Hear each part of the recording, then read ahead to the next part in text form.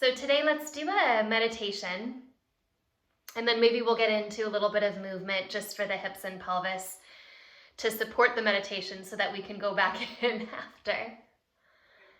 And the meditation that has been really kind of, the idea that's really been inspiring me comes out of a tradition, one of the early Tantra traditions, the recognition school. And in this particular school of non-dual, or not two, but really immersed understanding of the self, one of the highest practices, one of the highest forms is in art. Why? Because in all art, and that includes poetry, right? That includes visual arts, and it includes theater.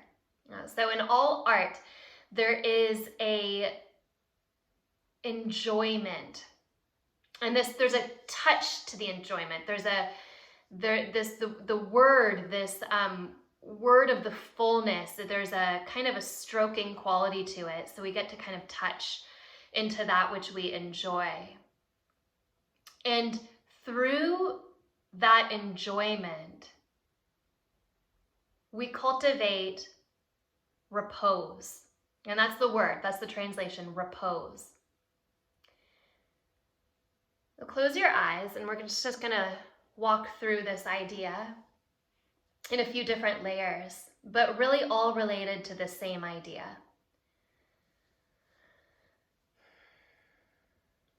So in all acts of beauty, in all acts of pleasure, in all acts of enjoyment, you might even argue that what we're seeking from the beginning of that act is repose.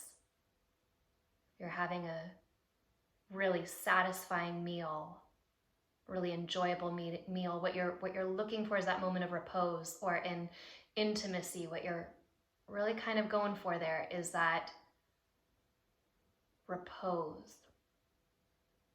It's the same thing with art, only in art, there's this high level beauty that we get to saturate, the reflection of ourself in that beauty, in the beauty of music, in the beauty of art. So the idea is to saturate yourself so completely in that enjoyment, in that beauty, that the repose becomes self-evident. Not just momentarily, but really as the whole experience, through the whole experience, with the whole experience, saturated in the experience. So you can think of that even just right here, in this kind of intentional act of repose, kind of leaning into yourself.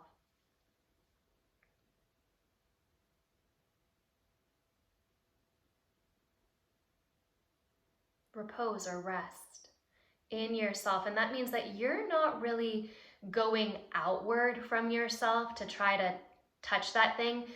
It actually means the opposite. You kind of stay right where you are, and you let the beauty, you let the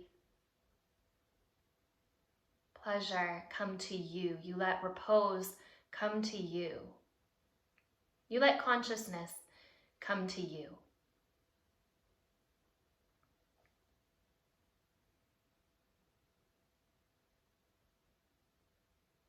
Now, how do we start to understand that that beauty, that highest form of art,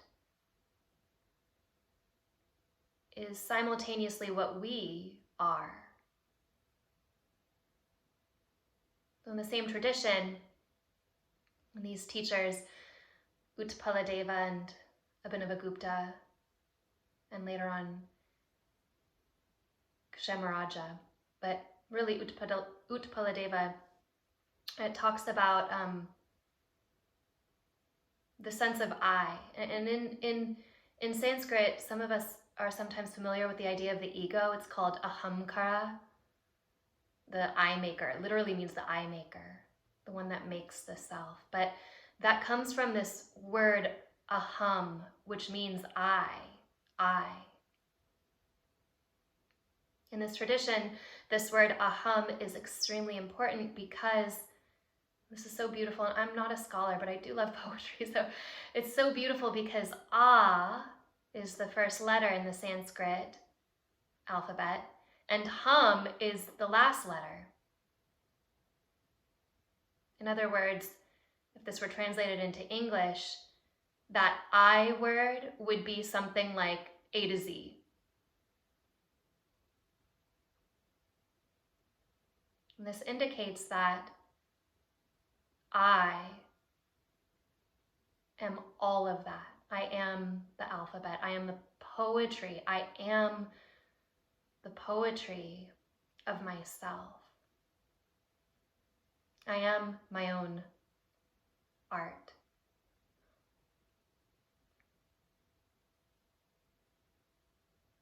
And give yourself a moment just to shine in the poetry that is you.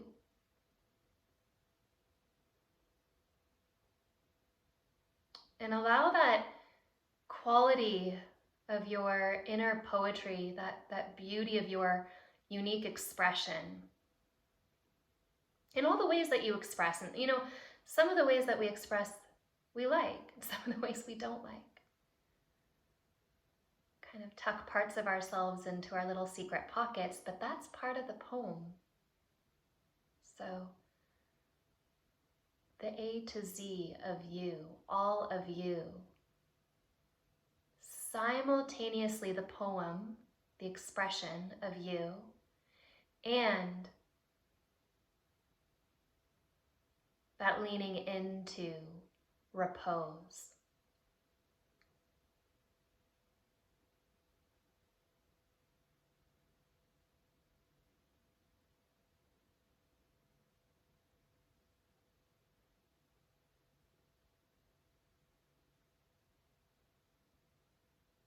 There's a brilliant kind of pre-tantric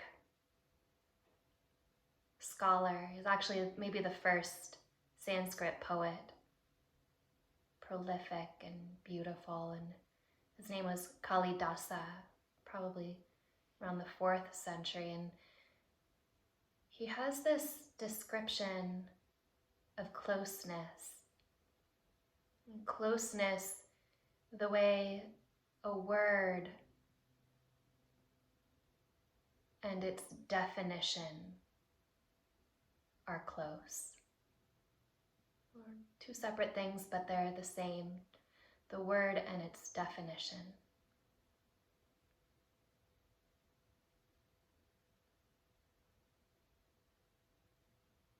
So aham, the alphabet of I, is the word.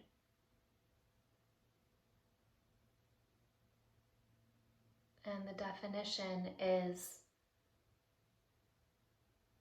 the repose in the expression of that.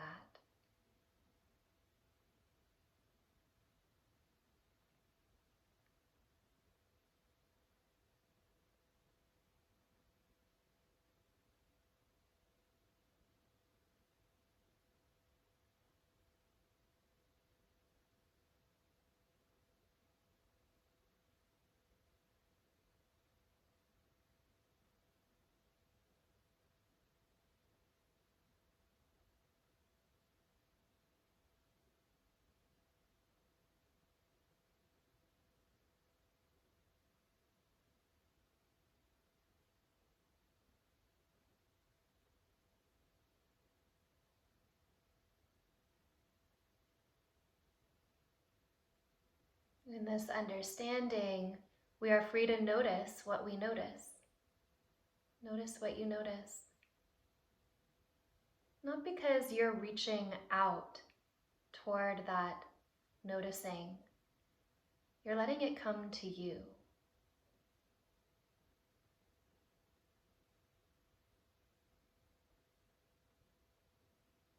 Let the noticing come to you of your body.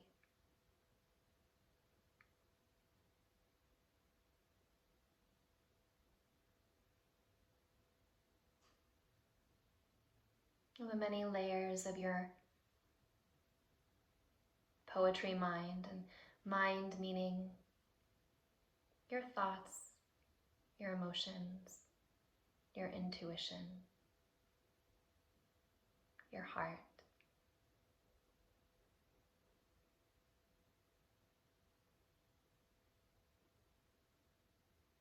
And that deeper vitality,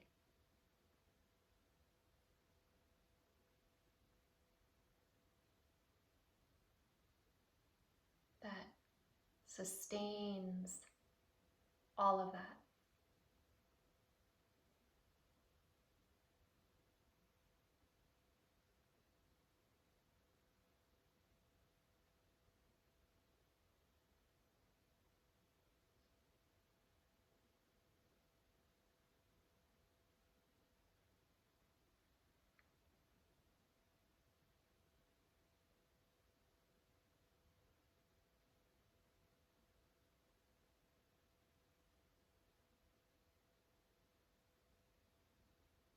When we meet our own inner kind of poetry and the word and the definition of the word,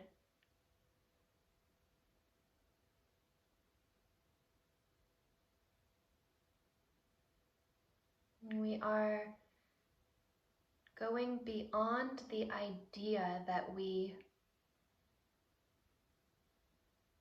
evolve, right?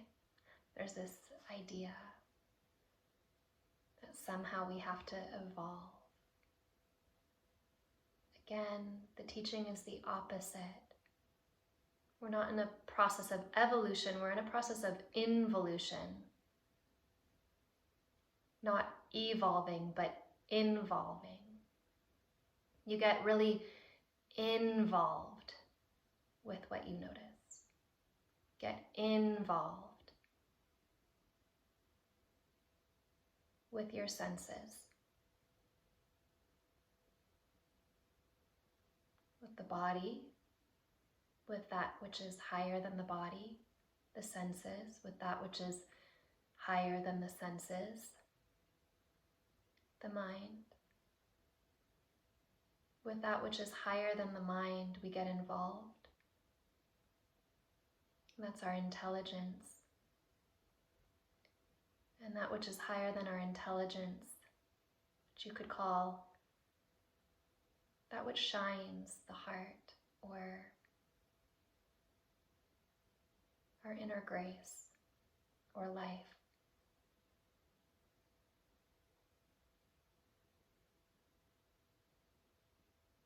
Involving yourself with yourself as yourself for only the sake of that.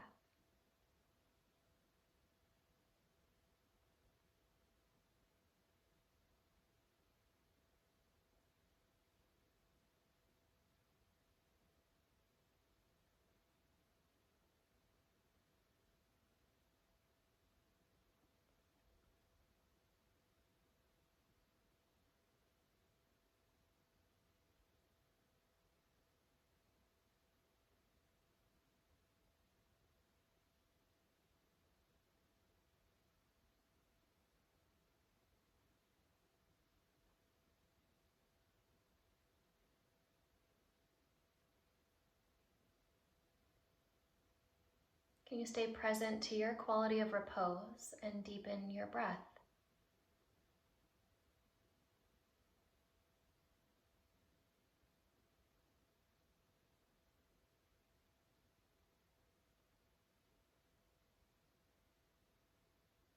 This is how I interpret this important line from the Bhagavad Gita, that yoga is skill in action. Skill in action. Skill is, to me, it's repose. That is the inaction in all action.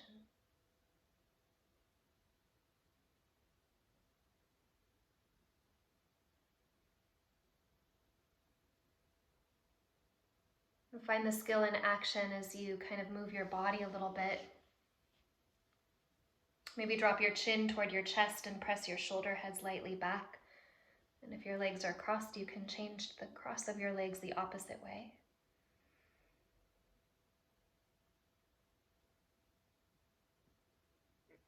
And then just turn your palms to face up and draw your elbows really nice and close in to your body. And keep your elbows pulled into your ribs. And as you inhale, press your thumbs away. A very simple pulsating breath. As you exhale, left hand over right.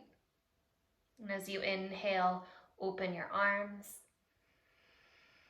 And as you exhale, right hand over left. Keep doing this. Just find your breath.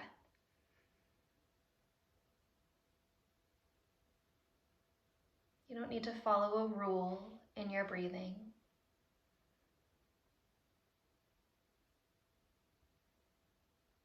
If it helps you, you can. But more important than that,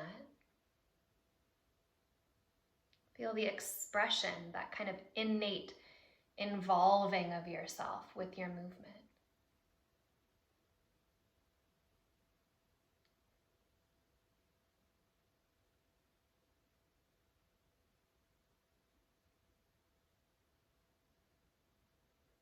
Let the ribs begin to kind of reach open, get big.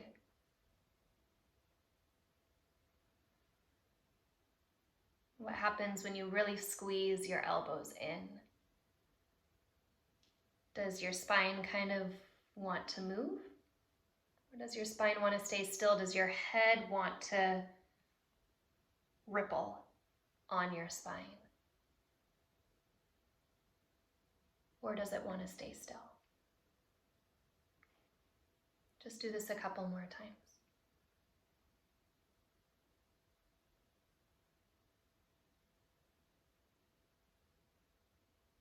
I think we're going to get into the arms first here as a means to get into the pelvis. So drop your hands to your legs, drop your chin again to your chest, and feel the head of the humerus, the upper arm bone, drawing lightly back.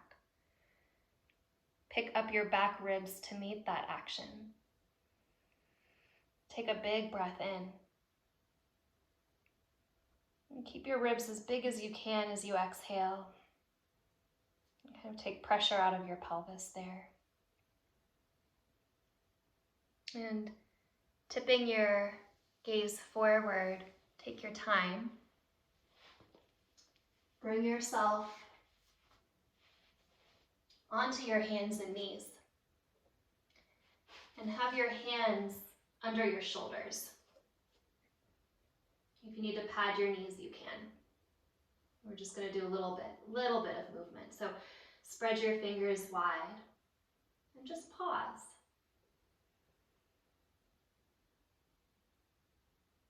Draw that line in, that involving line in from the body through the senses, through the mind, the intelligence,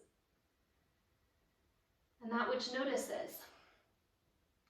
And then as you inhale, you'll keep the knuckle ridge down. The ridge of your knuckles will stay down, but you'll pick up the heel of your hand. Okay, so it's a wrist push-up. Pick up the heel of your hand. Pause with the heel of your hand lifted and spin your outer arms back. Spin your triceps back. Then lower the heel of your hand. And then do that again. Lift the heel of your hand and lower the heel of your hand. And as you do this movement, kind of waking up the outer and going to the inner here,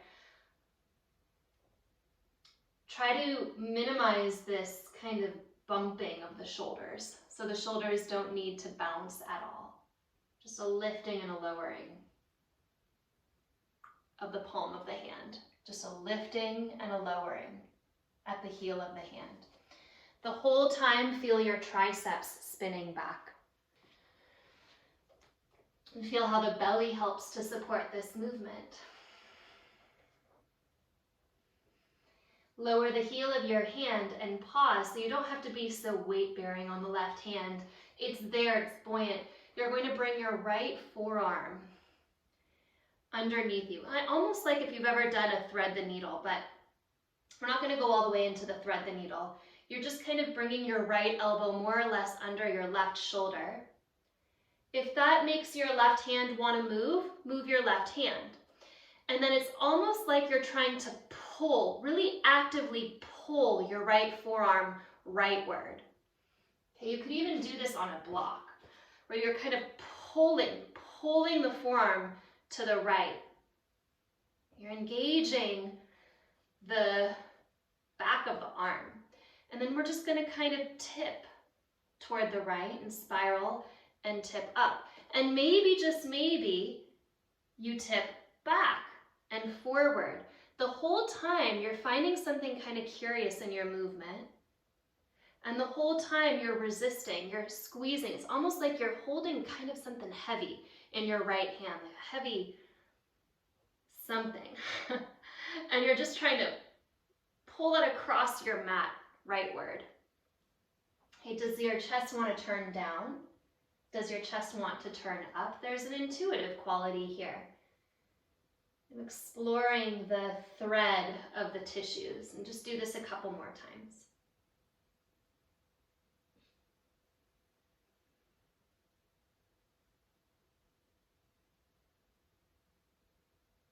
And bring yourself back.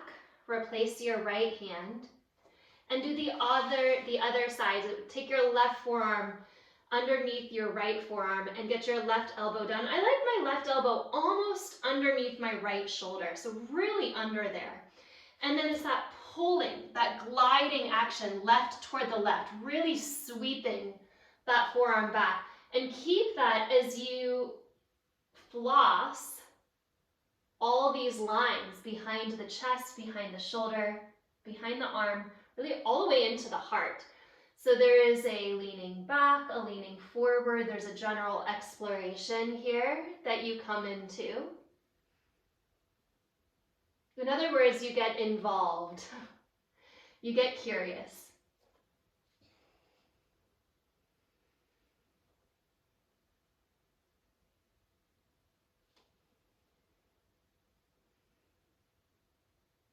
For the sake of its own curiosity too, not for the sake of kind of going past the body or transcending. Actually, the transcendence is in the form of it, in the expression of it. That aham, that I-ness, the moving poem of your body. And everything that your body supports. Do this a few more times. You might have one side that wants to be higher or lower. You can kind of play around with things.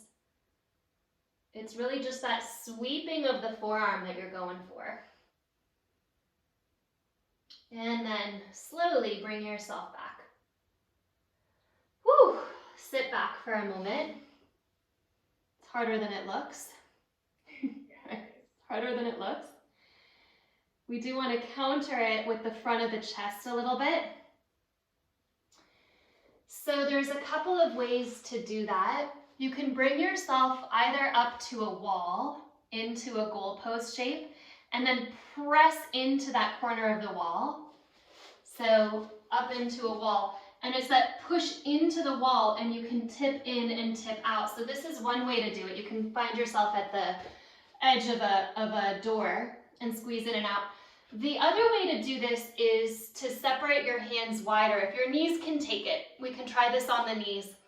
If your knees don't love it, do the wall version. You can pull the ground toward you so that you're trying from this V shape to move your hands toward your perspective point.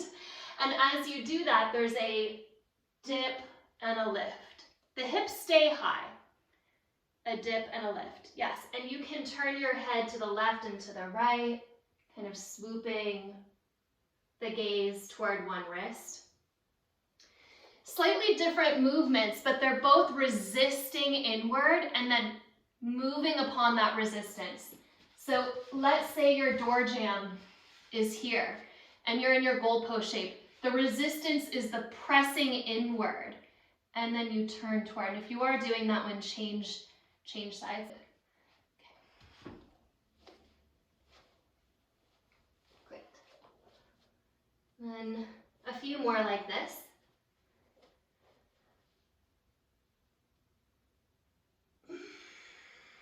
Deepen your breath.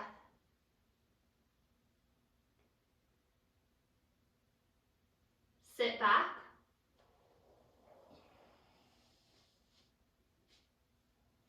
Pause. Give yourself a moment.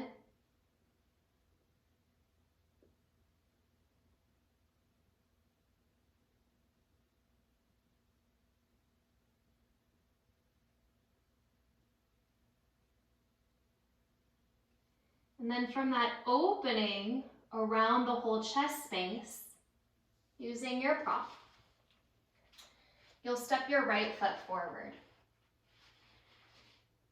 Point your left toes straight back. So you're not wrinkled in your inner ankle, you're not tucking your toes in.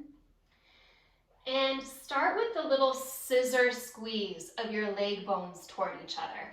I like my prop to be really high here, really lifted, so that my chest doesn't have to bear into itself. It can stay open. And then you're going to kick your right heel. This is the most important part, that resistance again. So you're going to kick your right heel in toward your body. And as you send your hips back, start to externally rotate your right leg from the femur head. So the knee turns out and the heel kind of spins to the outer heel. And then once you get to the outer heel here, so the turnouts from the hip, you can kick the edge of your outer heel. You can kick the edge of your outer heel. I'm going to do this kind of half toward you, toward your back foot. And make sure your pinky toe is leaning back as well, so you're not just kind of collapsing your toes in. Really turn the pinky toe back. And then when you come forward, you roll forward. Toes point forward. When you come back, you roll open. Come forward and point forward. So there's actually a spinning to neutral at the femur head, and then a spinning into external rotation at the femur head. You can do this at a 10% resistance. You could do this at a 90% resistance. This is one of these kind of really magical movements. It's so simple. I mean, flossing is so simple. And there's so many variations we can go into here, right? You can actually stay neutral. I'll go into that sideways view again. So you can stay neutral and not externally rotate, right? You can kick your heel back and turn your toes up and keep your knee pointing up. And then you get more into the hamstrings. And if you want to get into the lateral hamstrings, you can walk your foot to the right. Right, so if you're facing forward on your mat, you're kind of turned out in your toes and your knee, and then you kick back, right? So many ways here. You can externally rotate, or you can keep the knee pointed over the toes the whole time and just find that true resistance inward. And then really whatever you want to do here, somewhere in between, but this is one of these movements where rigidity doesn't help us. Exploring is what helps us, because it's in the exploration and in finding a new position that we realize, okay, I'm really strong here, or wow, I am so disconnected that I don't even feel the movement at all.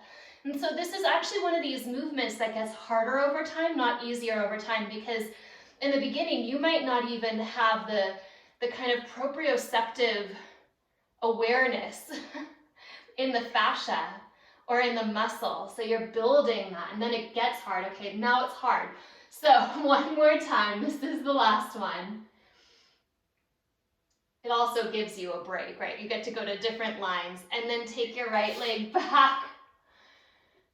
If you want to take a down dog, you can take a down dog. If you want to take some cat-cows, you can do that. But really I like to come into a down dog because it takes me off my knees. But really kind of depends on what you need.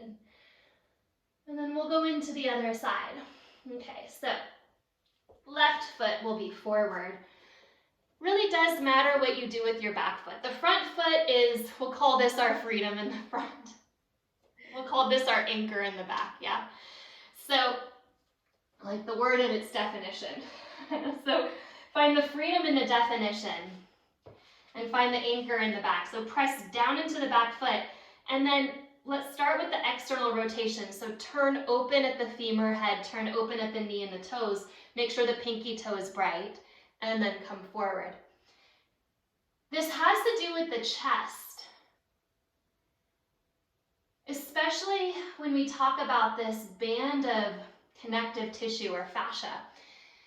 We have one band that kind of goes from the sole of the foot up the back of the body, all the way to the root of the tongue. So if you drop your head, you might actually give yourself a little slack. Whereas if you keep your spine really tall and bright and lift the root of your tongue, you'll probably deepen it really fast. You'll probably go somewhere much more sensational, enthusiastic, so to speak, much more quickly. And then if it's kind of like, okay, I hit that level of enthusiasm, then you can go with that turn out. Lateral hamstring. There's so many angles here that the legs help to connect into the pelvis. At some point, maybe you even go arms free, right? So you're kicking your heel in, and then you're kind of stabilizing through your chest and letting the arms dance. And you never go to a straight joint, so you always keep the knee bent. And that's what allows the resistance to stay honest. We did this for quite a long time on the other side, so let's be symmetrical. Let's keep going. But find a new position. Find a new squeeze. Celebration of the body, turning toward the body. And I really don't believe in boredom. I don't believe in, it's not that I don't believe in it, it's that boredom to me feels kind of like the dust that comes out of the pebbles of anxiety. It's like we only really feel boredom when what we really feel is anxiety. It's like, I don't want to look at that in my body. I'm resisting that. So now I'm going to say I'm bored. Get curious. And if your curiosity tells you, yeah, I'm done with the movement, that's an honest perception. But if it's kind of like, I don't know what's going on here, get curious. Curiosity. Let's just do this a few more times. Let's say 3 more times. Notice what you notice. Ooh, that external rotation. You get to make it up. Kind of making it up now. All right, let's come forward. Whew. And then back. You could, again, find your release. For me, it's really the backs of the knees that like to open, but it might be more the spine for you. Cat-cow would feel good there, or something else. And then bring your knees down and sit back again. And this time, if you want to sit back, you can sit back on a block. Kind of nice to sit back on a block and really press down into the tops of your feet. Okay, so you have the toes pointing straight back. You have this brightness against the earth from the tops of your feet. The outer ankles are hugging in. And you're connected to the ground, the body of the ground, the body of your body and the body of the ground. Where does the one end and the other begin?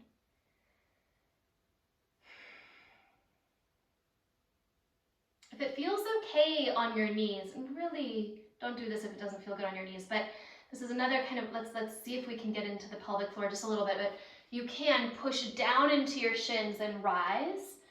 Keep your head over your tailbone and sit back. Kind of a resistance for the quadriceps, especially if you really push into the tops of the shins. And if it doesn't feel good, you can stay down and just let the arms be bright. I'll just do this 1 or 2 more times. Kick into the shins, kick into the feet. Press through the top of the foot. And then you'll bend your elbows and we'll go into our flapping like a bird. So we did that kind of very gentle spiral, or not, it wasn't a spiral, it was more like a wave. You can choose that here too. Maybe your head wants to stay over your tailbone, or maybe you want to feel these ripples, right? But make the movement really committed so that your breath and the whole body kind of fills. And whatever breath you want deep, long breaths are great here. Go into, involve yourself with it. And we'll just do this for a minute. Yeah, 1 more minute.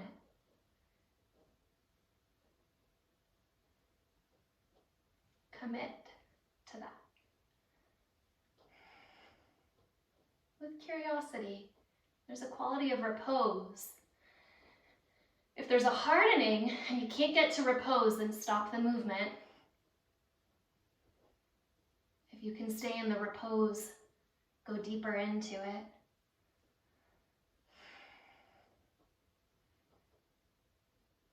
The movement, skill in action.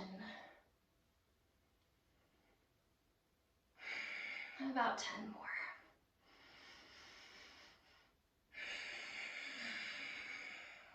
5, 2, 1, and let your hands drop.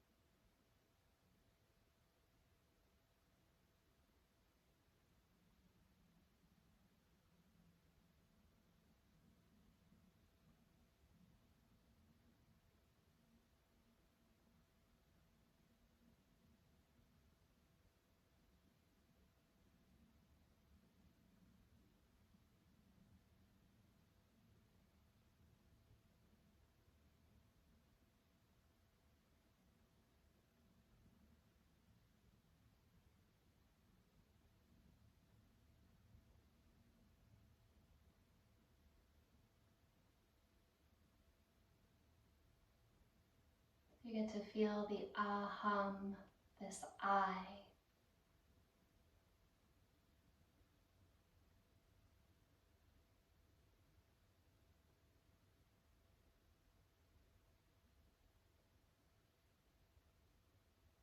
Not as Ahamkara, the ego that we have to transcend,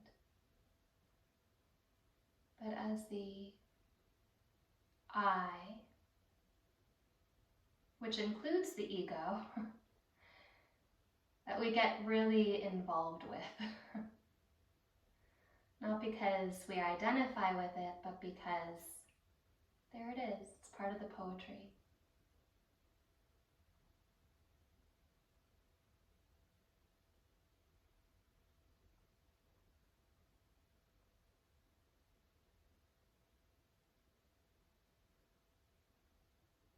It's part of the expression, the aham, that A to Z, the word and the definition.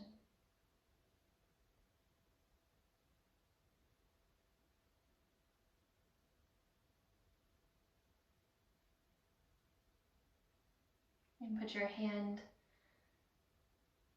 on your body, your hands on your hearts.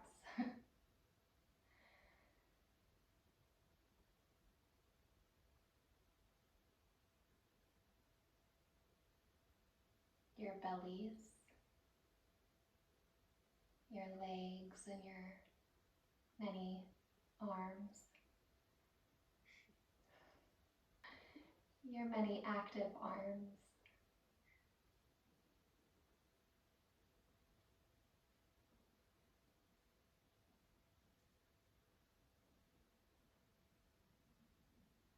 Honoring the creativity of yourself because it's innate. Creativity is almost the definition of who we are, creative.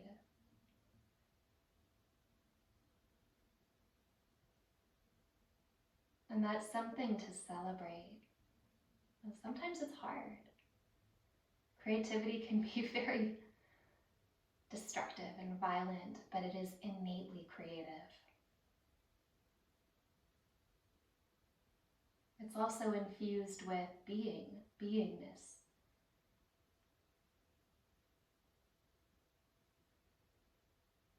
Kriya Shakti, right? So action, creation.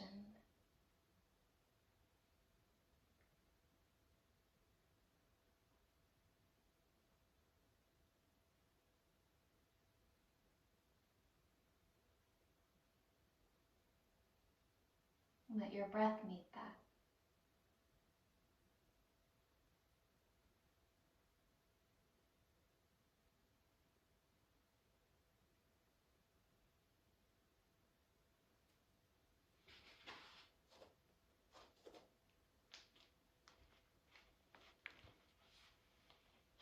And if you'd like to, you can come into a little Shavasana, or maybe you want to stay seated. It's really up to you. Anywhere that your spine feels good. What's amazing about being seated after we do a little bit of hip work is we really notice that the legs don't have to hold us up. So the spine can take responsibility for itself. It can have its own agency. The legs don't need to help. When we lie on our back, we get that too. The legs can drop.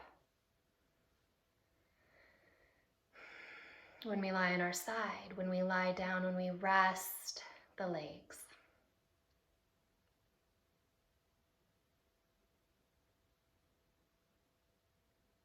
Something in the spine finds its agency.